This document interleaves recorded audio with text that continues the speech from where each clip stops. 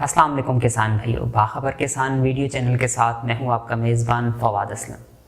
जैसा कि आप जानते हैं कि इससे पहले हम गुफ्तगू कर चुके हैं मुख्तलिफ़ फसलों के बारे में, फलों के बारे में, सब्जियों के बारे में, और हम कोशिश करते हैं कि वक्त काश्त के साथ साथ उन सब्जियों के हवाले से तरीक़ा काश्त आप तक पहुँचाएँ। जैसे कि अभी फरवरी शुरू हो चुका है और अभी हम आज गुफ्तगू करने जा रहे हैं अनार की काश्त के हवाले से, क्योंकि अनार की जो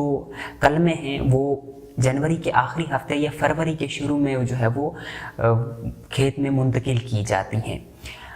तमाम किस्म की आबो हवा इसके लिए अच्छी रहती है, लेकिन जो सर्दियों में खुश्क सर्द और गर्मियों में गर्म सर्द आबो हवा जो है वो अनार की काश्त के लिए बड़ी बेहतरीन समझी जाती है। इसी तरह जो मेरा ज़मीन होती है उसमें अगर आप अनार की काश्त करें तो वो जो बहुत ही आपको एक मीठा फल मिलेगा। अगर आप इसी तरह जो पथरीली ज़मीन में अनार को काश्त करेंगे तो अनार के फल का जायका जो है वो थोड़ा कड़वा होगा। अब आप अनार की जो मुख्तलिफ़ तरीक़े हैं काश्त करने के लिए, दाब से करते हैं, बीज से करते हैं, कलम से करते हैं, लेकिन जो तरीक़ा सबसे बेहतरीन समझा जाता है वो कलम का तरीक़ा है। यानी तकरीबन 24 से 28 सेंटीमीटर की कलम ली जाती है, जिसकी मोटाई एक जो है वो पेंसिल की मोटाई के बराबर होती है। अब जब आप उसको ज़मीन में लगाने जाएं तो ख्याल रखें कि उसका 1/3 हिस्सा जो है वो ज़मीन में हो और उसका 2/3 हिस्सा ज़मीन से बाहर हो, तभी उसकी जड़ें सही निकलेंगी। और जो आप कलम ले रहे हैं उसको सीधा ही जो है वो आप खेत में ना लगाएं, उसको कम से कम 1 साल तक नर्सरी में उगाएं, गमलों में उगाएं, ताकि उसकी जड़ें निकल आएँ और खेत में वो माहौलियाती तब्दीलियों को जो है वो बर्दाश्त करने के काबिल हो जाए। 1 साल बाद जब आप उस कलम को, जब उसकी जड़ें निकल चुकी होंगी, खेत में मुंतकिल करने जाएं तो ख़याल रखें कि यही फरवरी के अवाइल के दिन या जनवरी के अवाखिर दिन हों, उनमें उसको मुंतकिल करें जब वो जो पौधा होता है वो खाबिदगी की हालत में होता है। खेत को तैयार करते वक्त सब अच्छी तरह उसको हल लगा लें और उसमें कोशिश करें कि आप जो है वो गोबर की गली सड़ी खाद जो है वो मिला दें। अब जो आप बाग बनाने जा रहे हैं, बाग में ख़याल रखें कि मुरब्बा तरीका जो है वो उसको अपनाएं। मुरब्बे तरीके में ये होता है कि तकरीबन जो है 18 से 24 फुट का वक्फ़ा या फिर 12 से 14 फुट का वक्फ़ा कतार से कतार और जो है वो पौधे से पौधे रखा जाए। जो 12 से 14 फुट का वक्फ़ा है ये बड़ा ही जो है वो आइडियल किस्म का वक्फ़ा है। इसमें आप 200 से 300 पौधे फ़ी एकड़ जो है वो लगा सकते हैं। और इसका फ़ायदा ये होता है कि बाद में जब पौधे बड़े होते हैं तो उनके दरमियान हवा का गुज़र जो होता है या किसी बीमारी का जो मसला होता है तो वो एक पौधे से दूसरे पौधे तक नहीं फैलता। अब ख़याल रखें कि गर्मियों में कम से कम 8 से 10 दिन के बाद जो है वो इसको आप पाशी करते रहें, ताकि इसके जो है वो पानी की कमी पूरी रहे। और सर्दियों में इसको आप 20 से 25 दिन के वक्फे से भी पानी लगा सकते हैं। लेकिन जिस वक्त फूल निकल आए और उससे फल बनने तक का जो वक्फा है ना, इस दौरान पानी न लगाएं। होता यह है कि जब आप इस दौरान पानी लगाते हैं तो वो फूल गिर जाते हैं और फल आपको अच्छा नहीं होता। अलबत्ता जब फल बन जाए और फल बनने से बर्दाश्त तक का जो वक्त होता है उस दौरान इसे खेत को जो है वो बतर हालत में रखें, बाग को, ताकि फल की जो अफजाइश है वो अच्छी तरह हो।